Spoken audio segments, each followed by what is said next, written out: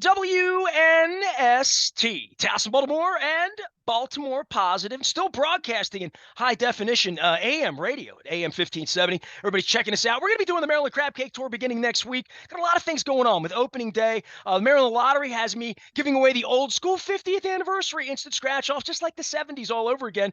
I hope Orioles baseball's like the 70s. It'll be good again. And Window Nation, our friends at 866-90 Nation, going to be joining us. First off, we're going to be at the Hollywood Casino at the Barstool Sportsbook for the Orioles opener on Thursday. And then next week, the Crab Cake Tour is rocking. And we're going to be at Costas, which is why I'm wearing the Costas shirt, 50th anniversary.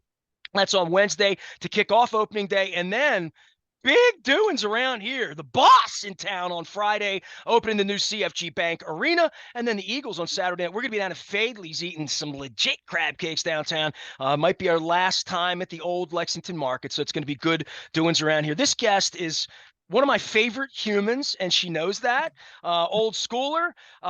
She a Terp, amongst other things. She used to be like, I'd say she's from Jersey, after what Springsteen and the Smithereens and Bon Jovi have done since we were teenagers. Bonnie Bernstein.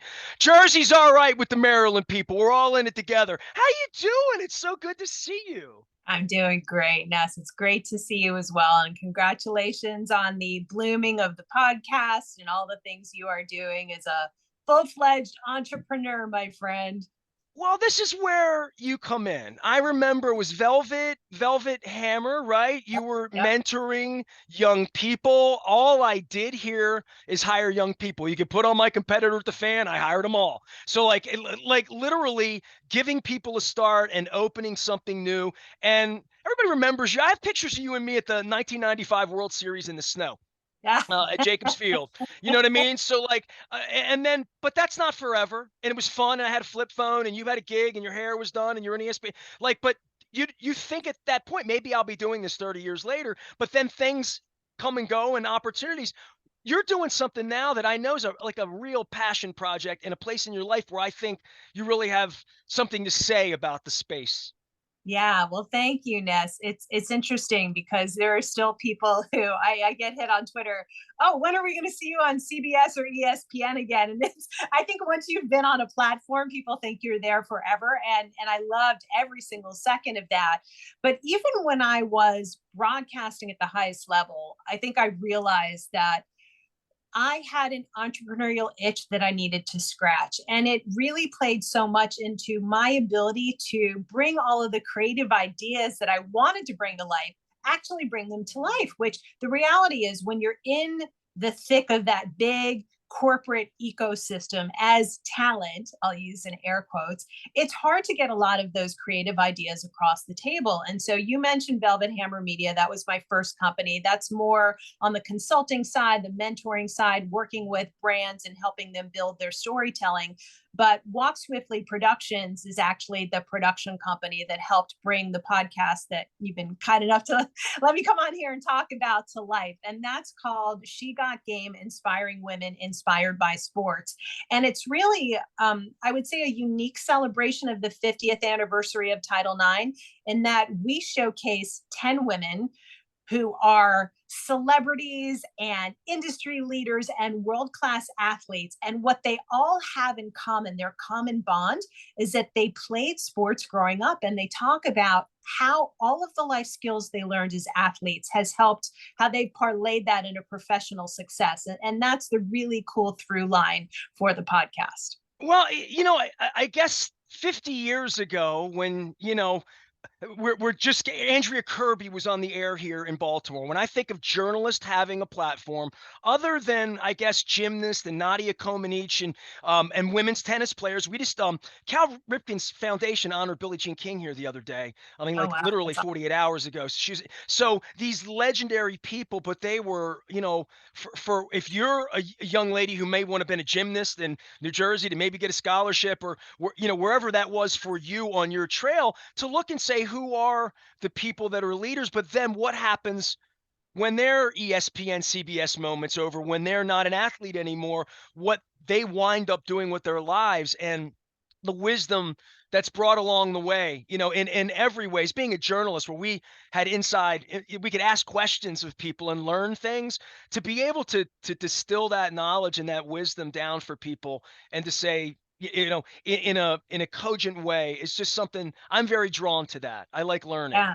Thank you. It's a really cool type of conversation. And what I love about She Got Game is that it's actually research based. So several years ago, Ernst and Young and ESPNW did a study. And one of the most fascinating findings that came out of that study was that 94% of women in this country who are in the C suite, so your CEOs, your CFOs, your COOs, the highest of the high when it comes to senior leadership, they were all athletes growing up.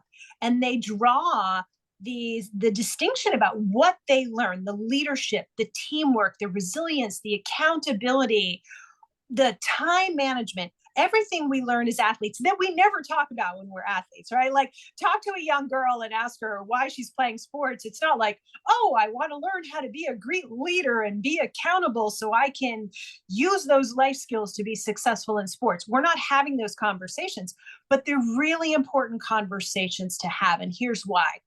We've talked ad nauseum and for all of the great reasons about how Title IX has opened up myriad doors for girls and women in sports. What we don't talk about enough is that despite the incredible the incredible progress that we've made, girls are still leaving sports at a higher frequency and an earlier age than boys. Now, why is that? There are lots of reasons. Maybe it's they're not able to get a scholarship. They're not able to play professionally. Maybe they're going through puberty and their bodies change and playing sports doesn't feel the same. Maybe they're being bullied. There's also still, Nestor, the fact that there's a stigma. And we don't realize this so much on the coast, but in many areas of America, there's a stigma against girls playing sports. You're going to look too masculine. Boys won't like you. And so these I just things, saw the piece, by the way, on the girls wrestling in Michigan, I believe it was. yeah, And that wrestling for females, and I wrestled when I was in high school, it like just never happened. yeah, And I recently saw someone, I think we both have a fondness for Susie Colbert, these videos unearthed of her playing football as a young girl, and yeah, and how outrageous it was that she would play football, and I don't think. Look, I'm in a big city, right? You're like, it's like you said, yeah. it came here a generation ago, or like that to some degree. Maybe somewhere over the hill they don't accept it, but I would still say there are places where these breakthrough things are very, very not just controversial, but just there's such It's a true. fight against allowing you to do what you want to do. It is so true. And I come from a state in New Jersey where wrestling is king and now it's becoming queen. And more girls are wrestling in the state of New Jersey and it's really cool to see. But Is you that know, costing the gymnastics program some no, talent? it's not. The gymnastics program But we is have that still lacrosse baseball problem here. You can't play in well, both. yeah. So, right. Yes. Yeah, well, the funny thing is, lacrosse and field hockey are so popular in New Jersey. But when I was getting recruited at Maryland and I went down and I saw these dudes running around with long sticks with little nets on the top, I had no idea what that was. But, getting back to the conversation, what She Got Game empowers girl dads everywhere and girl moms everywhere to do is construct a different type of conversation with their daughters about the power of sports. Like, yes, we all play because we want to win and the championship is the goal or the gold medal is the goal or whatever it is. But playing sports is about so much more than what you're actually doing and achieving on the field. And so we have guests like Chelsea Clinton and actresses Aisha Tyler and Falake Oluwapoyeku, who we know them for what they're doing in Hollywood. And we didn't realize they played sports, but sports has been a really powerful part of their journey. We interview women like Layla Ali, one of the all-time greatest female boxers, and Shawn Johnson, the Olympic gymnast, who everybody knows as athletes, but lots of people don't know that they've leveraged what they've learned as athletes to become extraordinarily successful businesswomen. And then we have the industry leaders like lots of folks in the Baltimore, Washington area know who Sheila Johnson is. She's the only woman to have ownership stakes in 3 pro sports teams in the Wizards, Caps, and Mystics. Well, she played tennis growing up and she broke the color barrier at the University of Illinois as the university's first female Black cheerleader. And she just talks about the intestinal fortitude and the spirit of competition that she learned as an athlete that she has been able to leverage to break barriers in sports, in ownership that no woman has ever done. And so, I think the through line is every single one of them and me, we've all been through it. There have been times when we have felt like we are paddling upstream by ourselves and we are being told you're not good enough, you shouldn't, you can't, you're rocking the boat, stay in your lane. Every single one of these women has been through that, and they share those stories and how they've leveraged what they've learned as athletes to help them break barriers. And that's why I think, Ness, it's a different type of podcast than we're used to. Bonnie Bernstein is the show's creator and executive producer. This is what happens when I read from from the script here of Ah, She Got Game. So yeah, let's play a little game here. We'll do okay. my first episode of He Got Game. Bonnie Bernstein is my guest. How did you get into I mean, I've known you a long time, and I have a fun story about Super Bowl 35. Not fun for you because you grew up Giants and I was Ravens, but I have a Yeah, fun old tape story. But there's nothing all the fun. years listen, all the years I've known you and we've had fun and chatting and this and socially, I don't really know like how you wound up at Maryland. I know you went to Maryland. I know you were a gymnast there. I didn't know you then. I only knew you maybe in 95. But give me the process of, did you play soccer? Did you play softball? Were you a ballet girl? What was a 5-year-old Bonnie Bernstein that led you to where you were? Oh my gosh. So the 5-year-old was pretty much into everything. First and foremost, I think my mom just needed to put me into something to like give me a place to expend my energy because I had a lot of energy as a kid and I was just like always bouncing off the wall. So I started doing acrobatics when I was 4. Started playing soccer when I was 5. You were like I the started. cartwheel girl, the little Oh yeah. cartwheel. Okay, Oh yeah, cool. All the right. cartwheels, the somersaults, all the things. Then I started doing gymnastics when I was 7. Nadia Comaneci in the '76 Olympics was my inspiration. Oh, what a And a great little bit song, of right? softball, They yeah. made a soap opera after it, Bon. Yeah, there you go. And then in high school, I did track and field. So I ran 110 and 400 hurdles. I threw javelin, I threw shot put, but gymnastics was the sport that I wound up pursuing in college. And interestingly enough, Ness, I was going to go to George Washington and it looked like I had a scholarship available, but then that fell through. Maryland was the first recruit trip I went on. I love the coach, I love the campus. By the time I went back to my coach, Bob Nelligan, he had already committed all of the scholarships. So he said, walk on if you can find a way to make it work, and we'll give you a scholarship the rest of the way. For those of our listeners and viewers who are diehard Maryland fans, you may remember 88, 89 is the year Bob Wade, our lovely basketball coach, got nailed for all the NCAA recruiting violations No and just lights, no cameras, plenty of action. I remember the marketing campaign, Bonnie. it Yes. was. And but part of the byproduct of that, in addition to having to give a chunk of change back to the NCAA and the postseason ban and all that sort of stuff, was that there was a scholarship freeze. And so I had blown out my knee freshman year. There was a scholarship freeze. And so it was a bit of craziness, but ultimately I wound up getting my scholarship my senior year. And the experience at Maryland, both as a gymnast and a student, and everything that I learned in the journalism school that prepared me for life in network television, I wouldn't have changed the journey for the world. It was amazing in every single way. But gymnastics, so it wasn't watching Yankees games, or I don't even know what your passion was as a kid. I mean, It was as a kid, yeah. So as those were the sports I played as an athlete. As a fan, my parents were born and raised in Brooklyn. They were Dodgers fans when the Dodgers moved out west in the 50s and the Mets came along. They adopted the Mets as their team. And so I was a diehard Mets fan and a Giants fan. A sort of peripheral Knicks fan. Honestly, like I really, really didn't get into basketball until I had the opportunity to start covering Michael Jordan and the Bulls back during their second three-peat. I mean, I knew the game, but wasn't nearly as passionate about like lots of my friends who were diehard Knicks fans. So it was predominantly baseball and football. But I remember when the Mets won the World Series in '86, I had to watch nearly every single game.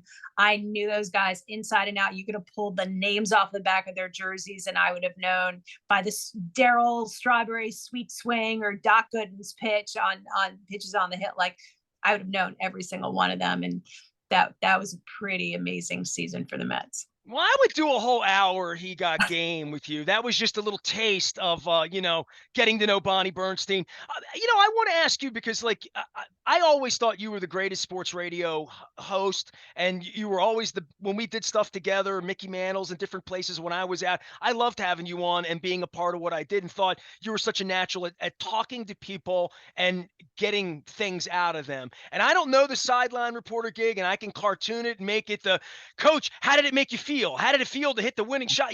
Like whatever that is. I know you went to a different level in how you went about that work a long time ago. I think it's been reined back in, hence my exit amongst others of asking difficult questions and having coaches burr up in real time on people like you down in the field in the line of fire. But I just think about all these years later talking to people in long form. This is where you're supposed to be, and I think learning more about these guys. Amy Trask is another person on your hit list here who I love having her on, and the more I have her on, the more I'm like, man, the next time I have her on, I'm going to ask her about that. Are you Yeah. still engaged to the level of like following the Lamarathon, for instance?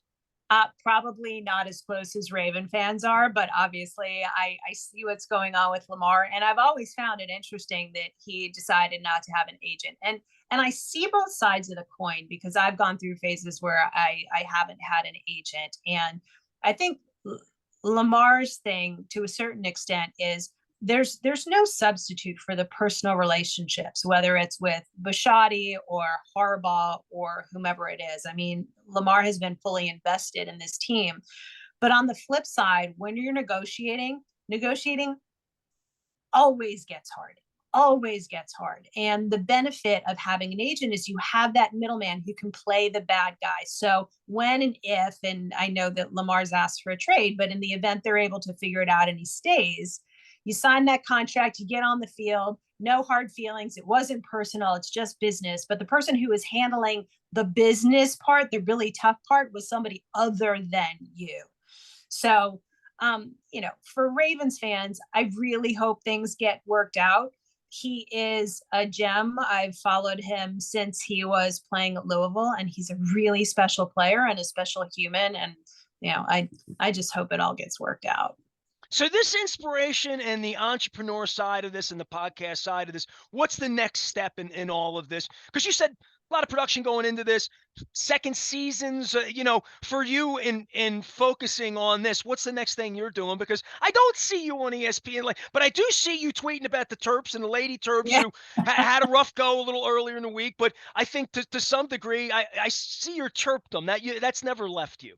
Well, we just need to talk for a second about what a phenomenal job Brenda Freeze did with the team this year, because they lost, I think, 5 of their top 6 scorers. There was an exodus of players. There was dissension among the ranks. We didn't know if Diamond Miller, who's like my Somerset Jersey homie, got a shout out to my Jersey girls. We weren't sure if Diamond Miller was going to stay or not.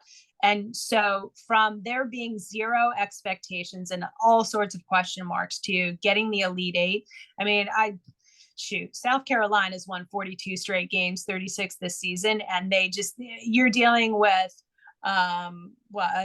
just massive women down on the low block. And the fact that Maryland hung in there, got to the Elite Eight, and gave South Carolina a good run was just like a feat in of itself. But I would say arguably this is Brenda's most amazing coaching feat of all of the great ththings that she's done at Maryland. So there's that. He might be a guest in the future then, huh? Oh yeah, but like in terms of the entrepreneurship, Ness, like and you know this too. You've always got irons in the fire. You're always pitching concepts. You're always putting together budgets. You're always talking to distribution platforms, potential sponsors.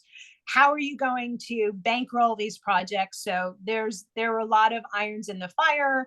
I hope there will be a season 2 of She Got Game, inspiring women inspired by sports. Audible seems to be thrilled with it. And for any of your listeners and viewers who are interested in checking it out, you can go to Audible if you are a subscriber and just search for She Got Game. If you are not a subscriber, you can still listen to all of the episodes for free. You can get a 30-day free trial. And the awesome thing is that all of our episodes are 20 to 30 minutes. So they are, as we call it in content land, snackable. But it's really inspiring stuff. And Ness, you said this right off the top. This is such a passion project for me because it's personal. I would not have been able to achieve the success I have in the business at ESPN, at CBS, without the intestinal fortitude that I developed as a college athlete, and just being able to embrace the teamwork that's so critical to being able to make it in this industry. Yeah, I love how you just like roll through. Like, if I were like having a meal with you and we didn't have to do this in 24 minutes, I would have just stopped you when you said, "Oh yeah, I hurt myself," and then I can't. Yeah, and then senior year, and I'm like, hold on, hurt yourself is a big deal. As a guy who's now been hurt with a bad back 2 years ago, at a knee thing back in '06, I think of those experiences as being the worst times in my life, and it didn't affect like my voice and what I did for a living, or my scholarship, or my place in the world, or my job, like it does with every athlete I've ever seen who's gotten injured or dinged, as they would say. You mentioned girls, young women quitting sports, leaving.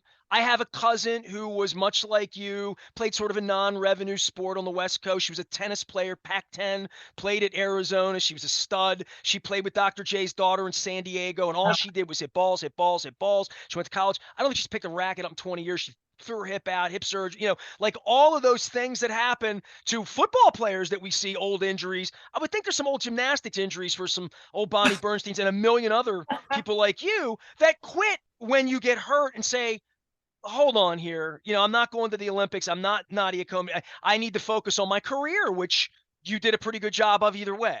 Well, here's what I'll say. Every single woman that I interviewed for She Got Game shared stories about falling down and getting back up. And it's an important part of the messaging, I think, for She Got Game, because I think societally we're conditioned to look at failure or injury as something that is bad or negative or destructive or a personal indictment on us. And every single one of the women in She Got Game experienced failure. And rather than looking at failure as the end game, they view it as a critical step towards success. And it's so important because if you can shift your mindset to embrace failure, appreciate failure, look at failure as just a critical step up the mountain that will enable you to get to the top of the mountain. And when you get to the top of the mountain, have such a greater appreciation for what you've been able to accomplish because you fell down and you got back up, or you hit a wall, but you found a different way. And that is at the very heart of what you learn through sports, because very rare is the athlete who knows nothing other than success.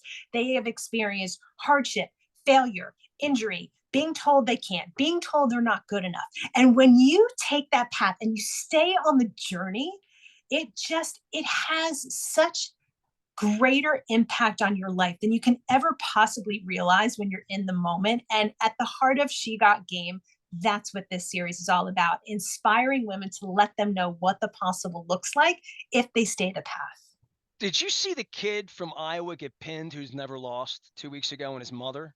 No, Google that one. It's I like the will. kid who's never lost, and they had a video on his mother. It was unbelievable, but he was a senior, fourth year, had never lost, was going for the golden sort of crown, whatever they call it, in wrestling. But nonetheless, Bonnie Bernstein, she's a winner with gymnastics and having fun and doing this new podcast. I want everybody to go check out.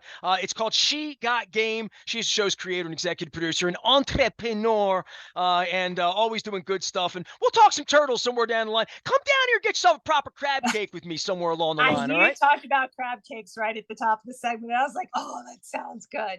Ness, See, that's thank what you.